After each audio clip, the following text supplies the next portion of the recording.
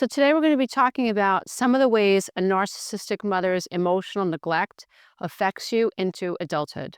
Please don't forget to click the subscribe button and the notification bell, and this way every time I upload a new video, you dear one will be the first to know. So today we're diving deep into what it means to have a narcissistic mother and some of the consequences of living with someone who is supposed to nurture you, who is supposed to pull you in, who is supposed to be your confidant, who is supposed to be the person who has your back. This is the person who is supposed to protect you from the evils of the world. And yet, when you have a narcissistic mother, the person that you need to fear the most is actually living with you. This is the person that you love. This is the person that emotionally and psychologically, and even on a subconscious level, your entire being has been born to love and to need and to crave. And so there are great consequences that happen when you have a parent, specifically a mother in this case. This is someone who is hurting you. When you have a narcissistic mother, you have a mother who is unstable. You have a mother who has anger issues. You have a mother who is highly critical of you. You have a mother who is very defensive. You have a mother who cannot see herself. You have a mother who is shrouded in entitlement, and this entitlement shows up in many different ways. It's really amazing when you look back on your life and you begin to understand what a narcissistic mother is, and especially if you are someone who believes that you were raised by a narcissistic mother. As you begin to educate yourself, things are going to click. You're going to understand that mom felt entitled to emotionally exploit you, that she felt like she was completely within her right to minimize you, devalue you, mock you, make fun of you, put you down in front of your family, friends, and even your boyfriends or girlfriends. Now, this is a mother who is exploitative. This is a mother who is lacking empathy for her child, and chances are if she lacks empathy for her own child, she lacks empathy across the board. The really confusing thing for the adult child of a narcissistic mother is that she may have many faces. She might be the chief of police and people might love her. She might be a pastor at a church and people that go to her congregation think she's awesome. She might be the head of PTA and everybody at the school thinks you have the best mom in the whole world. And so it can be quite mind-bending when you are the daughter or the son of a narcissistic mother and the world is telling you that she's great and your experience of her is not so great. And it can make you feel very lonely. It can make you feel confused. I think we also have to consider that we are taught that we should honor our mother and father, which is very confusing. And that's a very black and white statement. There are some parents who should have never been blessed with children. There are some parents who never should have had children. And there are some parents who are absolutely evil and malevolent to their children. And that's a fact. And so those of us who are trying to figure out why we feel the way we feel about ourselves and trying to make peace with our past, we have to accept that part of what we're going to go through is this state of like, is it me or is it them? Well, the way I was treated, is that even worth complaining about? Like I didn't have it as bad as some other children. And so we doubt ourselves, we doubt how we feel. And narcissistic parents play off this. If we came from a family that was very well-to-do, we're told that we don't have a right to complain. Look at the children in Africa. Look at the children here. Look at this one over there. I think about Susie Q down the block. So we're taught to devalue or minimize our own experiences, which is all part of narcissism, because narcissists want to remain in control of your perception of them and your perception of reality. And I've always talked about this, and it's profound, this idea that when you have a narcissist in your life, you are going to feel as if your inner reality clashes with your external reality. And then it's like, well, whose reality is real? Is it my mother's reality that's real, or is it my reality that's real? She's telling me I don't have a right to feel this way, but I feel this way. And part of your growth and part of your evolution and developing a success mindset in spite of this narcissism, in spite of these experiences, is you learning to honor how you feel first and work from there. Honoring your experiences, honoring your perceptions, honoring your emotions, honoring what you believe happened, And from that space, giving yourself permission to feel everything and learning not to allow people on the outside to tell you what is appropriate for you to think and what is appropriate for you to not think. In time, if there is something that needs to be tweaked with the way that you're perceiving a situation, as long as you're not a narcissist yourself, you will be open to those ideas once you develop a sense of faith and trust in yourself. And it does help to work with people who understand these dynamics, who can help validate you in the process and on the road to recovery. So the first issue that we're going to talk about are trust issues. So if you've had a narcissistic mother, you're going to have trust issues. And you're going to have trust issues because the person who was supposed to take care of you, the person who was supposed to love you, did not show up for you. And you're going to have trust issues also because how she appears on the outside is very different than how she appears on the inside. You're going to see that a narcissist knows when they can act appropriately and when it's safe to act inappropriately. So a narcissistic mother will be go into a rage when no one is around towards her children, but wouldn't dare go into a rage around her husband, or wouldn't dare go into a rage around a neighbor or a coworker because she wants to keep that persona up, that false mask. And so you're going to have trust issues because you're not going to be able to trust that the people who say they love you actually do, because your mother was your first role model for love and relationships, and she failed you. And she taught you that love was unsafe. You learn that people are unreliable. And so why even bother giving your trust to someone if you know that people in general are unreliable, can't show up for you, and make you feel worthless? Another sign that you may have had a narcissistic mother, or if you had a narcissistic mother, you may identify with this idea of being a lone wolf.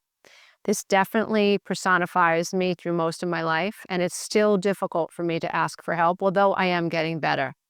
When you have a mother with narcissistic traits, or who actually has NPD or is a narcissist, you get the sense that not only can't trust this person, but it's not safe to need anyone. It's not safe to ask for help.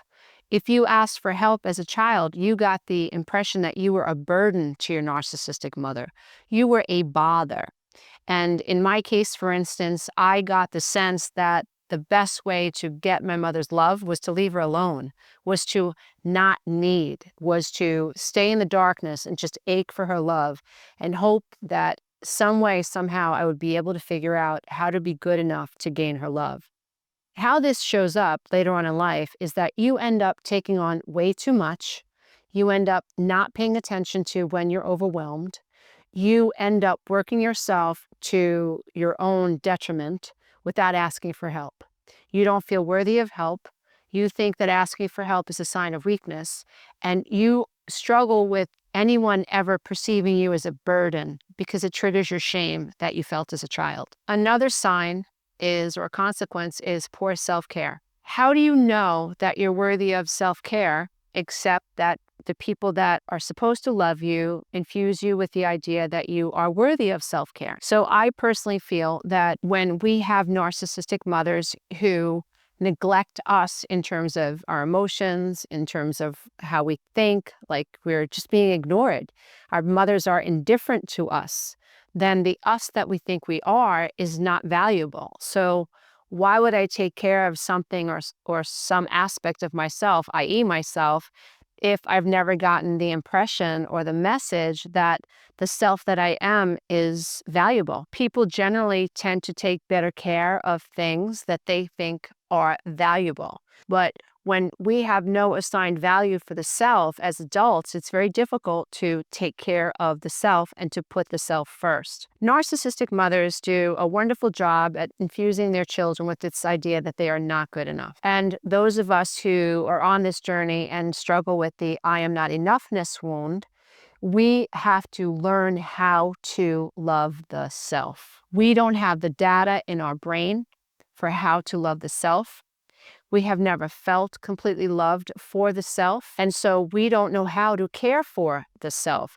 And it really is a retraining of the subconscious mind, and even a retraining of the neurological pathways in our brain. And reaffirming a new or recreating a new perception of self, a new self-identity. We also have to develop a new positive self-identity.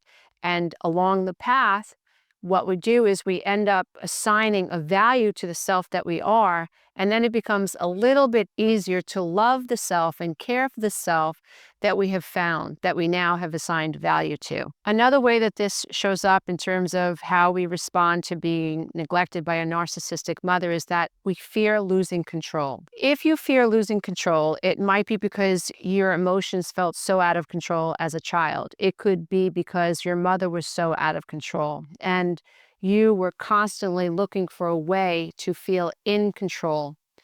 One of the things that we do as children is we tone ourselves down. So if mom is really super upset, if she is excitable, if she's not calming down, if she's raging, and if she's criticizing us or if she's treating us with indifference, this causes us to feel very emotionally destabilized. We don't feel safe. If our mother isn't safe, if mom isn't grounded, then I can't feel grounded as a child. So what a child then does is the child then tries to control themselves. So we end up pushing down our emotions. We end up pretending we're okay. We end up fawning. Sometimes we freeze.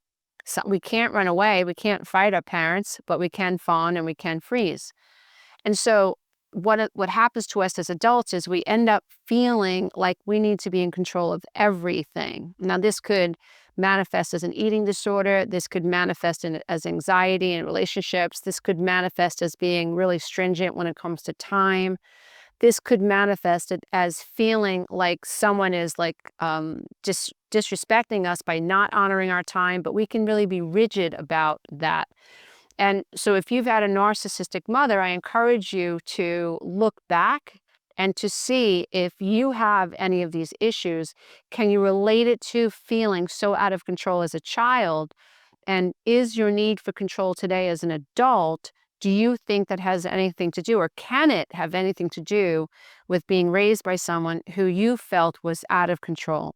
So is your attempt to control your emotions, control other people's emotions, control what people do when they show up? So see if you can tie this back to feeling out of control as a child.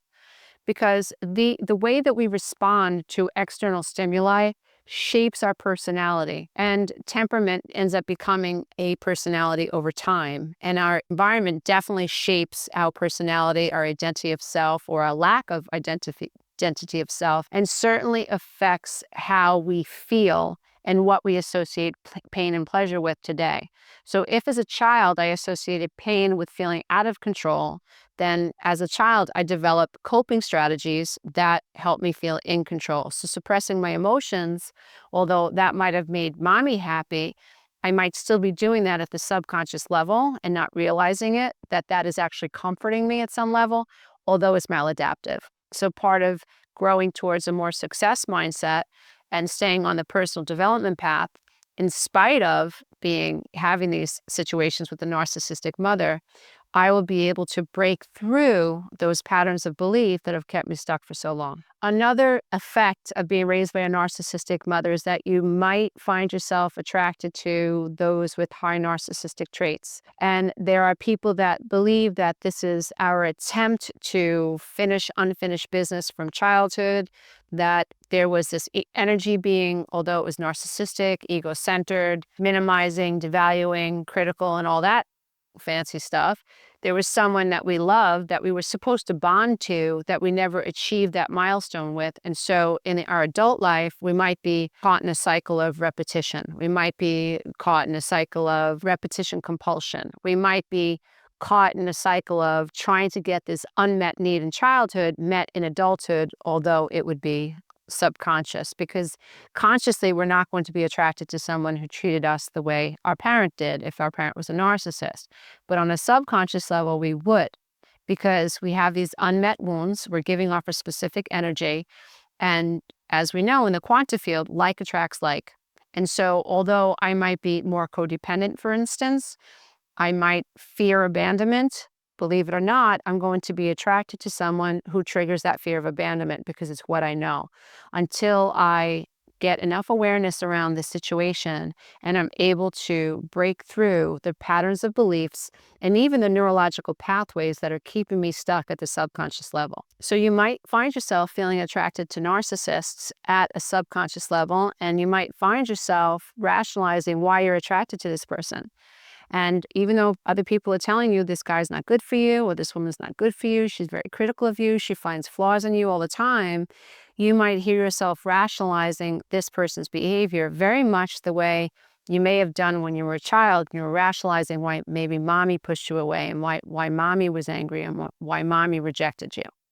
Another sign is that you're stuck seeking approval. You're somebody who, again, although it's subconscious, on a subconscious level, you don't feel good enough and you are seeking the approval from the external world. You never got the healthy mirroring that you needed as a child. And on a subconscious level, you're still seeking a sense of validation from the external world. Your mind is still stuck in that loop. I'm not good enough, and I need other people to tell me that I am good enough. Now, that's a faulty premise, but when we're stuck in a subconscious loop, we don't know that. And that's why I'm always reinforcing this idea that to heal from codependency, to heal from the effects of being raised by a narcissistic mother, this is as much a subconscious and neurological journey as it is an emotional journey, a psychological journey, or a spiritual journey. We have been affected at the subconscious level. Our brains have been wired to seek approval. We don't know we're doing anything wrong. If you're a codependent, you come into a relationship looking to want to attach. Rationale goes out the window. If this person clicks all the boxes for you energetically and you feel attracted to this person, they could be pushing you away, and all that's going to do is make you want this person more, even if this person is a narcissist. So you might be stuck seeking approval because you never got the reapproval that you needed and deserved to develop a healthy sense of self when you were a child because you were being raised by a narcissistic mother. The next sign is more prevalent amongst females who have had narcissistic mothers. We fear having children. We, on a subconscious level and sometimes a conscious level, we are afraid to have children because our mother was a narcissist and we don't want to put our children through what our mother put us through. Now, what we have to realize is that that is tremendous empathy for a child we haven't even had yet. So the chances of you being, if you're having that thought, the chances of you being a narcissistic mother are slim because you are already developing empathy for a child you haven't even had.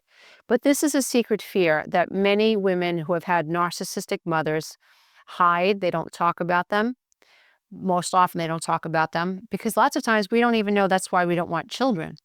And this isn't a black and white issue. Not every woman who decides that she doesn't want to have children is making that decision because she has a narcissistic mother. We're living in a time and an age where women feel like they have far more choices and far more control over their body, or at least they should have more control over their bodies. We've got some work to do in that area for sure, especially in other countries. But we're living in a time where women are feeling more in control over their destinies. And they're questioning whether or not they want to have children. But not all women have those questions because of choice. They're just exploring their choices as a modern woman. Some of us, many of us who have had narcissistic mothers, are questioning whether or not we should have children because we had a narcissistic mother. The last sign we're going to talk about is this idea that we lack self-confidence. And again, it makes sense. So my sense of self originates from what my mother and my father think about me. And I'm of the belief that the being that created me, my mother, the actual physical vehicle, the divine creation that created my divine creation, is the person that is my first experience for love. So if this person rejects me, then how am I going to feel like the being that I am is worthy of love? If I don't feel like I can trust the being who gave birth to me, that I am worthy to be loved, then how do I believe that the being that I am is worthy of love? How do I develop trust that I have something to offer the world and that other people should respect me? I don't have those feelings. I don't have those senses. I don't feel one with this idea that I am capable, that I am competent. I can't develop self-confidence if the being who gave birth to me destroyed my confidence in the self by eliminating the ability for me to love the self. First, a mother would have to love the being that I am and be able to more than just tolerate my screaming and my incessant needs as an infant. A mother would have to somehow be able to convince me, the little being that I am, that in spite of all my demands and despite of all my needs, I'm enough to be loved and I deserve to be nurtured. And when that goes awry, the being that the child is cannot develop a healthy sense of self. They cannot develop a sense that they are worthy. And without feeling worthy, it's almost impossible to develop self-confidence. So if you are struggling with all of these issues or any of these issues, and you were raised by a narcissistic mother, what I'd like you to take away from the session is that it's not your fault. That everything that you feel is absolutely normal. It's what happens when children feel rejected by the being that was supposed to love them and protect them and nurture them. So you're not crazy and you're not off. And even if the people in your outer world don't get it, you have to know that this is a real thing, that narcissistic mothers and narcissistic fathers exist. And the consequences of being raised by someone who you're supposed to love and can't love and trust are vast and they're real. It is my hope that this session has encouraged you to develop a little bit more clarity, a little bit more objectivity, and I hope that it has allowed you to see that you are worthy and you are enough. And just because the person who is supposed to love you didn't do a good job doing that does not mean you're ruined forever. It does not mean that you're broken. It just means that we have to get you to turn the ship around and start paying attention to the self and loving yourself the way your mother was supposed to love you. And if we can do that, we can create great success in your life in spite of the past. Namaste. Until next time. I hope this has been helpful. Bye, everybody. Hey, if you love this content, don't forget to check out the next video, and you can go to my website and take the Codependency quiz.